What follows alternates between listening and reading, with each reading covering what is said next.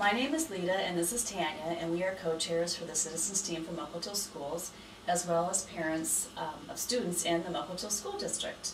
Today we're talking with Dr. Marcy Larson, Superintendent of the Mukilteo School District. We're talking to her about the construction bond proposal that will be on the May 20th ballot. Marcy, thank you so much for meeting with us today and answering some of the questions about the bond proposal. Oh, you're certainly welcome. I'm happy to be here. Great, well let's get started. One of the most frequently asked questions that we've had regarding the bond is what's going to happen if the proposal isn't approved by the voters?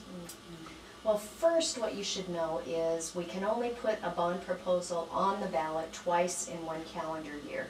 We've already run it once in February. We'll run it again in May 20th, so if it does not pass in May, there won't be consideration about whether or not to run a bond again for another year, so next year at this time.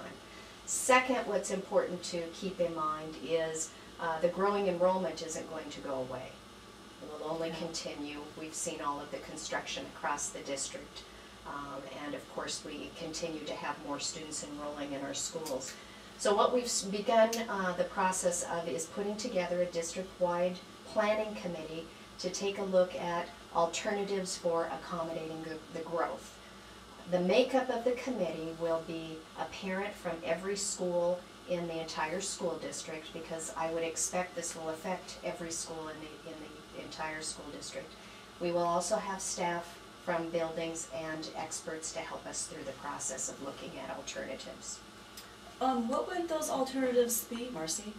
Well, I'll be directing the committee to take a look at some key areas, and perhaps they'll come up with some things that I haven't thought of as well. So I will be asking them to first take a look at attendance boundaries. We have higher growth areas and lower growth areas across the district, and so I'm certain that we'll have to redraw boundaries, and if we do that for all of the elementaries, certainly that affects the feeder patterns into middle school and up through the high schools as well. So that would be the first area I'd have them focus on. I'd also have them take a look at utilizing our Space Better program needs. We do have times during the school year and during the school day that our buildings are used less. So of course the obvious is summertime we have much less use of all of our buildings across the district. So perhaps there are ways to look at year-round calendars to utilize our Space Better year-round to space out the number of students that are in the buildings throughout the school year. In taking a look at the school day, elementary again being my example, we have 9 to 3:30, we have our buildings full and active, but we have time before that 9 a.m. hour and after that 3:30 time that our buildings are utilized much less. So are there possibilities for having students come earlier in the morning, leaving a little bit earlier than they do now, other students coming later in the morning and staying later in the afternoon or into the early evening, again to space out what hours we are utilizing the building and how full the building is. And that puts less stress on the core facilities as well. Okay. I could imagine that these kinds of possible schedule changes, particularly the year-round school possibility, would be a huge concern to parents in the district. I mean, it would be to me. Absolutely. What about, two things I wanted to ask you.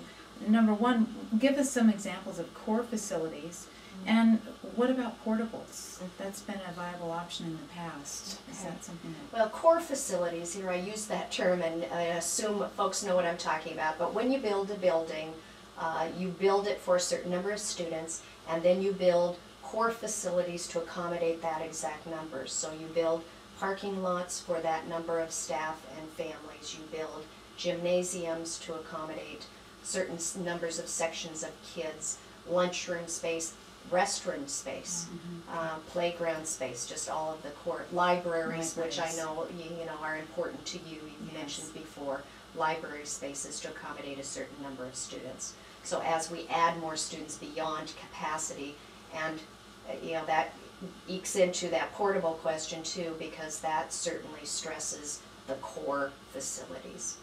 It's a big strain. It does put it strain, and sometimes then you need to be creative about teaching lessons in the gym, and some kids don't get to go to the gym for PE. You know, we have to be creative with how we teach.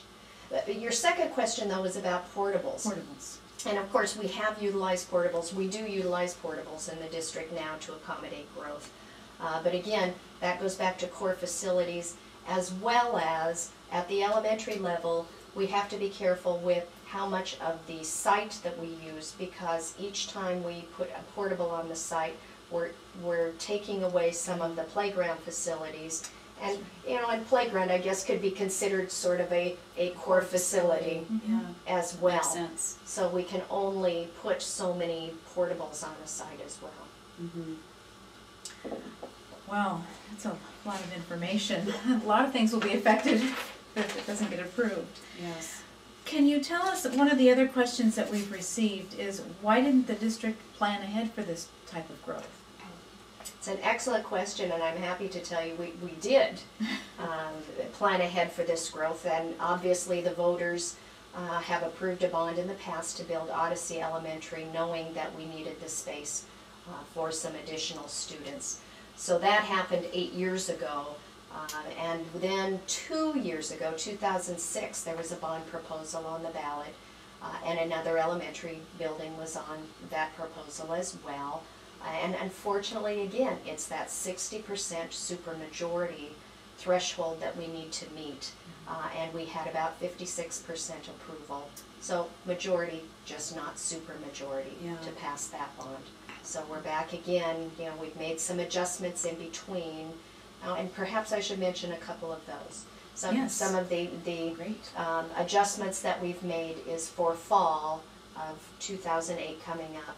All of Odyssey kindergarten classes will be at Serene Lake Elementary. So that'll fill up Serene Lake, and Odyssey obviously is over capacity. We literally do not have enough space for the students we're expecting in the fall. We also are making a limited boundary adjustment. An area just north of 128th and Airport Road, a pocket up there. Any new students moving into that area will be designated to either go to Olivia Park Elementary or Discovery Elementary. So we'll fill those up as well. Marcy, it would seem to me that the longer that this proposal is put off, or the longer that this construction doesn't get done, that the costs obviously are going to go up considerably. You're absolutely right. You know, as we all know, construction costs don't come back down. They just continue to increase over time.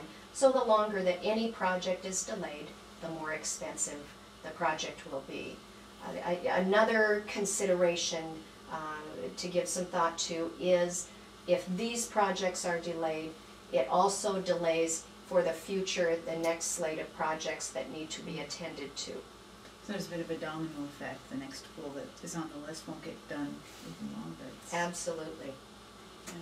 Well, thank you so much for taking the time to sit down with us today and answering a few of these frequently asked questions. Thank you. Thanks, Marcy.